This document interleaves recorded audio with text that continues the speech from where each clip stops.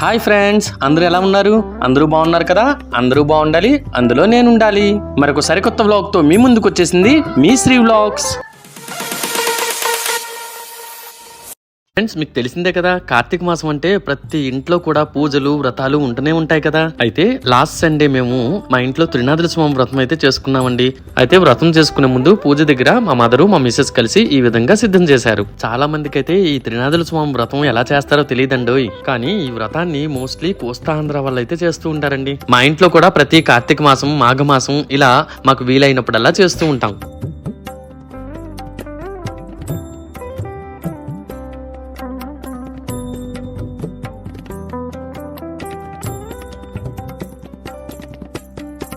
చూసారు కదా ఫ్రెండ్స్, పూజ దగ్గర ఈ విధంగా సిద్ధం చేసుకున్నాక ముందుగా చంద్రుణ్ణి చూసి ఈ విధంగా గంధం, పసుపు, కుంకుమ, అక్షతలు, పూలు చేతిలో తీసుకుని కొన్ని నీరు పోసుకుని ఓ త్రినాథ స్వాములారా దయచేయండి అంటూ స్వామివారిని వేడుకున్నాక తులసి కోటలో అలాగే నిత్య పూజా మండపంలో కూడా దీపారాధన చేసుకున్నాక ఈ త్రినాథ వ్రతాన్ని అయితే మొదలు పెట్టుకున్నాం.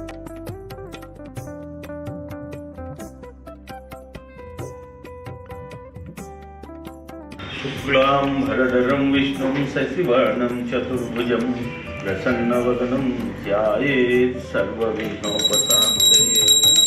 ఓం పురుషోత్తమాయ నమః, ఓం పరమాత్మనే నమః, ఓం బలాయ నమః, ఓం ముకుందాయ నమః, ఓం శుభప్రదాయ నమః, ఓం అమేయాత్మనే నమః, ఓం ధన్వినే నమః, ఓం పవిత్రాయ నమః, ఓం ఆణిన్నే నమః. భక్తులారా, ఈ త్రినాథ చరిత్రము నిర్మలమైన మనస్సుతో వినండి. పూర్వం శ్రీపురం నందు గల అగ్రహారంలో మధుసూదనుడు అనబడే విప్రుడు ఒకడు ఉండేవాడు. కడు బీదవాగుడిచే భిక్షమెత్తుకుని జీవించేవాడు.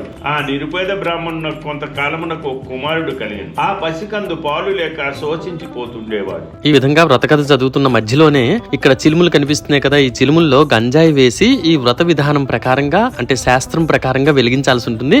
అందుకోసమే ఈ విధంగా అయితే వెలిగించాం. ఇంకా ఈ విధంగా అష్టోత్తరం వ్రత కథ అంతా చదివిన తర్వాత ఒక్కొక్కరుగా వచ్చి దేవుని దగ్గర అక్షంతులు పువ్వులు వేసి దండం అయితే పెట్టుకున్నారు.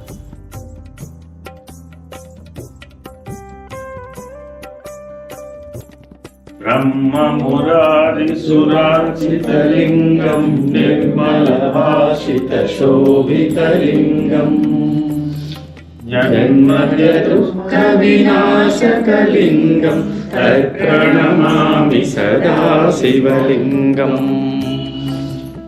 భగవాన్ విష్ణు మంగళం, మధుసూదన మంగళం, పుండరీకాక్ష మంగళం, గౌడధ్వజ నీలాచల నివాసాయ నిత్యాయ పరమాత్మనే శ్రీ లక్ష్మీ ప్రాణనాథాయ జగన్నాథాయ మంగళం.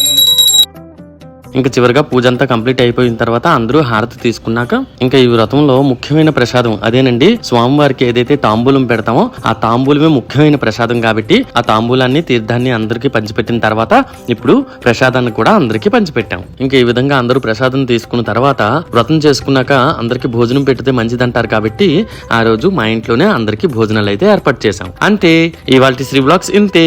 మీకు గనక నా వీడియో నచ్చినట్లయితే లైక్ చేయండి, షేర్ చేయండి, అలాగే సబ్స్క్రైబ్ చేసుకోండి. అలాగే నా మరిన్ని ఇంట్రెస్టింగ్ వీడియోస్ కోసం పక్కనే ఉన్న బెల్ ఐకాన్ ని తప్పకుండా ప్రెస్ చేయండి. Thank you friends, bye bye.